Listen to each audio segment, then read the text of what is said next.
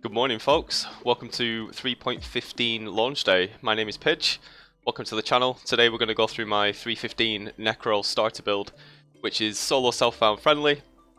It won't cost you any exalts, any chaos, just items that you pick up off the ground.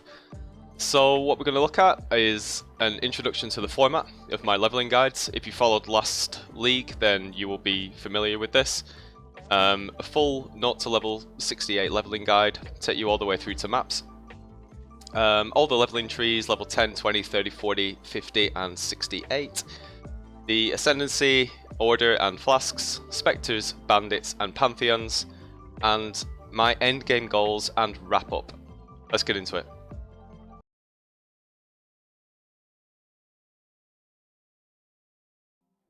Here is the format for the build guide. It's going to be consistent throughout the entire video.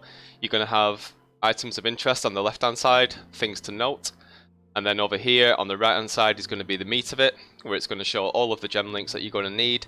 I've tried my best to put the colors that you're going to be looking for early game so that you have to switch around the gems as little as possible, but towards the end you will have to change some colors. Taking a look over here on the left, we have some important recipes that you're going to want to look out for through, say, the first third of the campaign. So we're going to be wanting +1 minion helmet. That's +1 to all socketed minion gems. And to get that, we need this, the life flask of animation. And to get that, this is what you need to vendor. So any rarity life flask, 1 orb of transmutation, and any rarity bone spirit shield. Once you trade these into a vendor, you get this life flask of animation. You trade that with an alteration and a magic helmet, and you get a +1 minion helmet. Very important for this build and any minion build. The other thing is movement speed boots. There is a vendor recipe for those as well. You just need a pair of white boots with any rarity quicksilver flask and an orb of augmentation. So bear those in mind. I will leave them on the left hand side just as a reminder that you are looking for these, and let's get into it.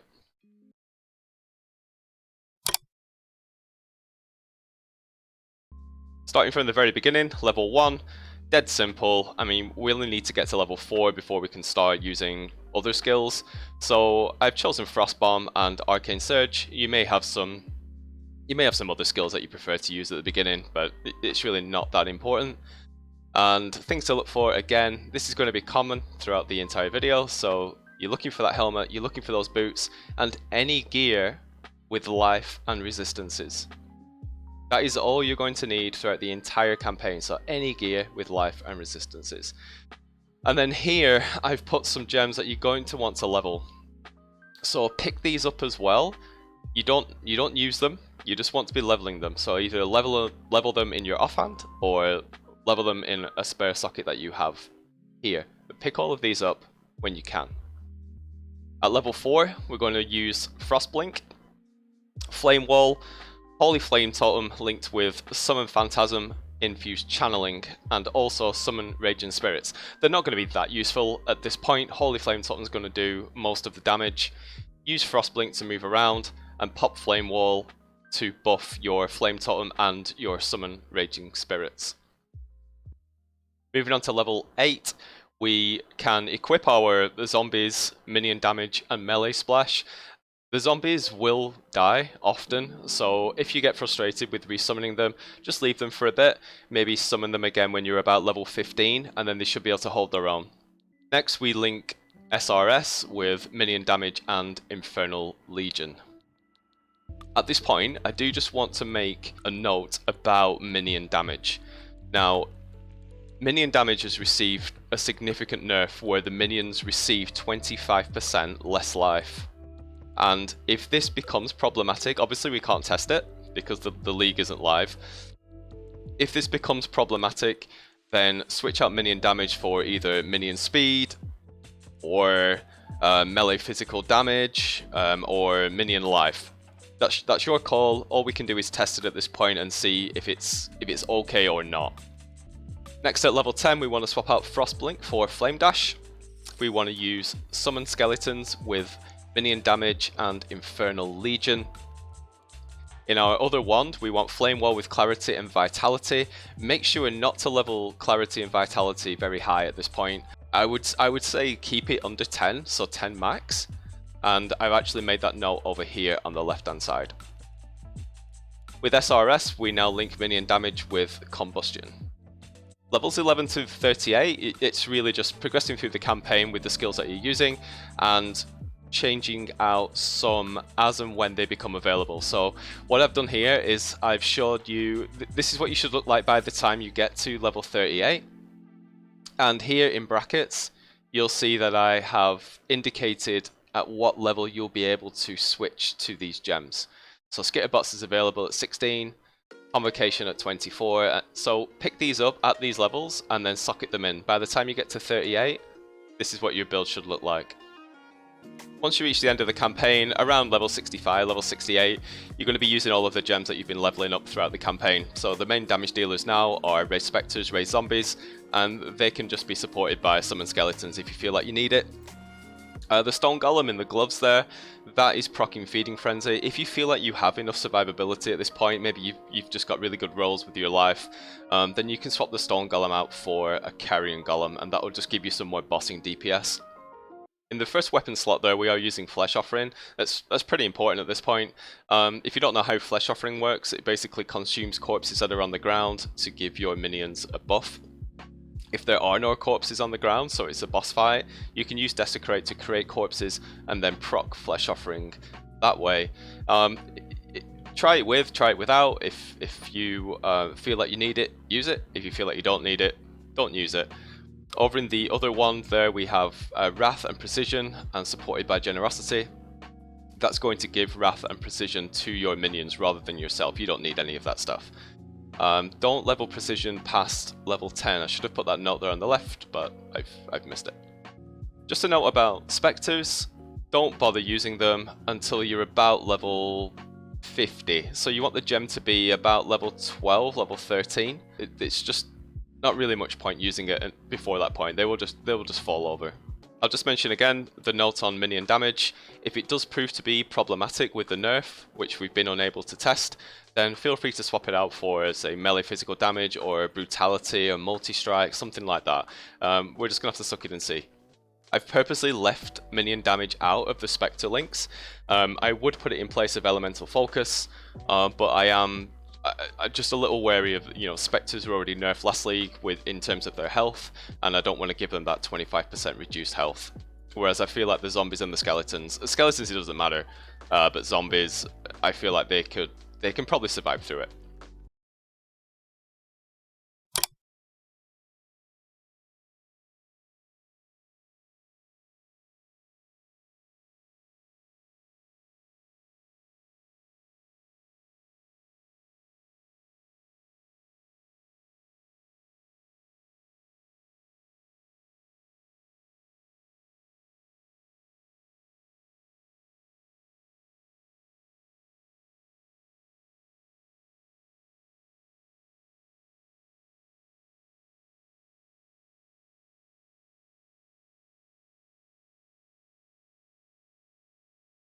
Flasks, as you know, have been nerfed significantly, but we're still going to take advantage of pretty much the same setup that I used last league and the league before. So those are the flasks on screen there. We have the Quartz Flask of Heat that will give us phasing and also remove freeze if we're frozen. So it no longer prevents chill or freeze, but it will remove chill or freeze if you are chilled or frozen.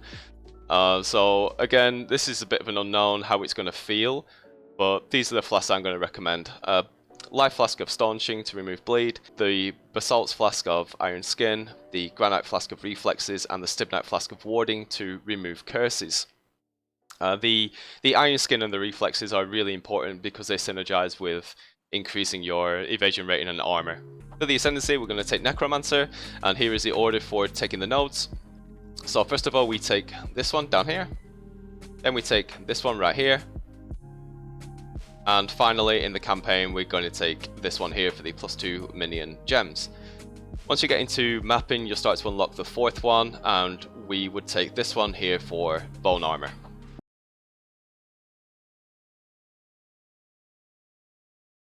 Spectres, dead simple, we're going to use 2 slave drivers, and you can grab those from Act 5 control blocks. As soon as you get into control blocks you can summon them, but again I'm going to recommend don't use Spectres until the gem is around level 12 or 13.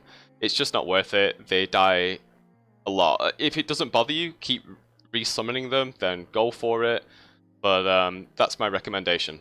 For the bandits, we just want to shoot them all, and for the Pantheons, we're going to use Soul of Lunaris and Soul of Garakan still.